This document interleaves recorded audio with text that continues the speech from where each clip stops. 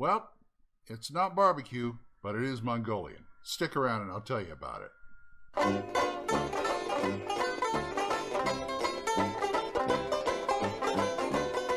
Hiya, folks. Old Man Grognard here with another review.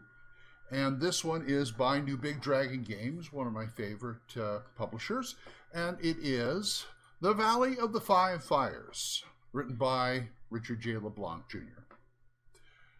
This is more of a sandbox than the other things he's put out.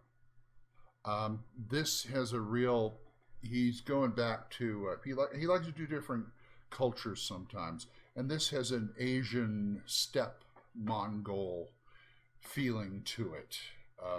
And it really reflects that in the book. It's about 56 pages. It was published in 2013. It is a Three Castles Award winner for 2014. And anyway, here's the book. This is what it looks like. Right there. Really nice book. Well printed and well laid out. Now, this is for your old school games. It goes everything from 0 edition D&D to first or second, I see even second edition, Osric, and the clones, you know, Labyrinth, Lord, Swords, and Wizardry.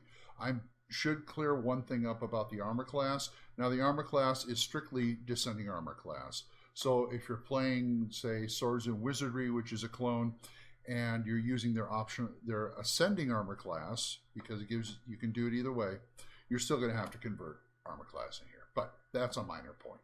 So let's get into this book. Let's see what it looks like. Beautiful book, of course, 2-column, really clear type, really easy to read. And it talks about the Valley of the Five Fires. It's a valley that none of the 5 tribes will go into.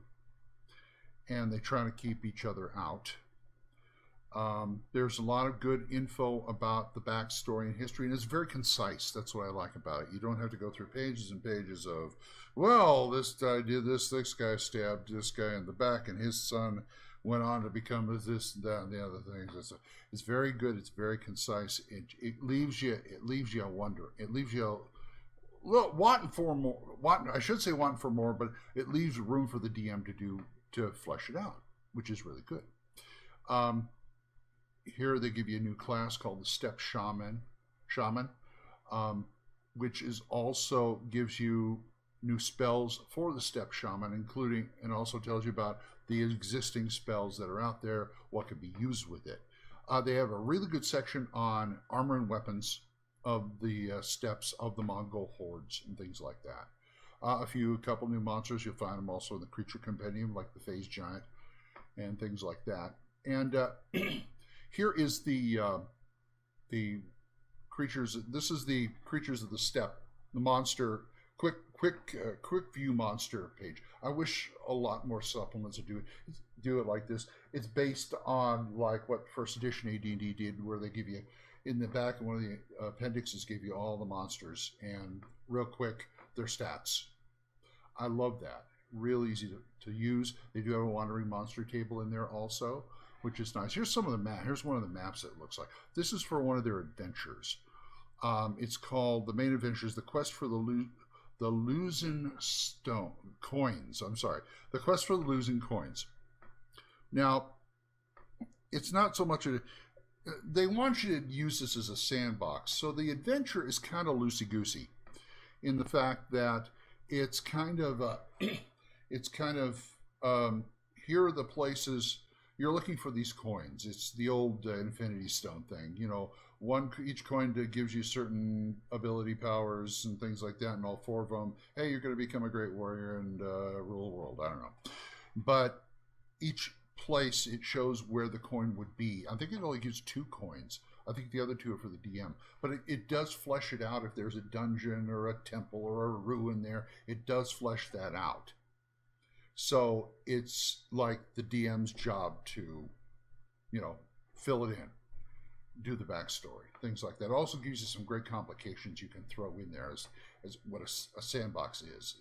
It's really nice. They also give you some other sandbox adventures. They're shorter adventures, but it's basically, here's the place, here's what's going on, here's the layout, here's the map. go for it. If they're wandering around in the sandbox and things like that, like the Tower Tomb of the Three Brothers, which is now a bandit lair. And it'll give you, like I said, the maps, things like that. This is for an ogre lair that was once a temple. And so they have some really, really beautiful maps in this. And it feels good. I don't know if I'd use it as a Mongol step thing, but I know one place it would fit perfectly. Astonishing Swordsmen and Sorcerers of Hyperborea. They got areas like this. They really do. And this would fit like a glove. It'd be great for one or two adventures in that area. But even if you don't use it, it's got a lot of just the feel of it, and the traps, and the people, and it'd be great even if you don't use like all of this. Say somebody wanted a character from this section of the world, perfect. It'd fit in perfectly, absolutely perfectly.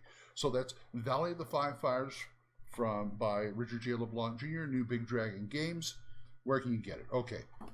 Drive through RPG and RPGNow, of course. The PDF is $4.95. They just have the PDF. If you want the print version, you either go to Lulu for $10.95 or New Big Dragon Games website itself for $9.95. And I'll put the info down there, of course. And it's got a good feel to it. It really could add to a campaign. I like it. And for a place like Astonishing Swordsman, it's like or that new Conan game that's coming out. It's a no-brainer. It really is. So go get it and use it, and tell me about it. oldmangrognard@gmail.com. So that's it for Valley of the Five Fires. We'll have more next time. And until next time, bye-bye.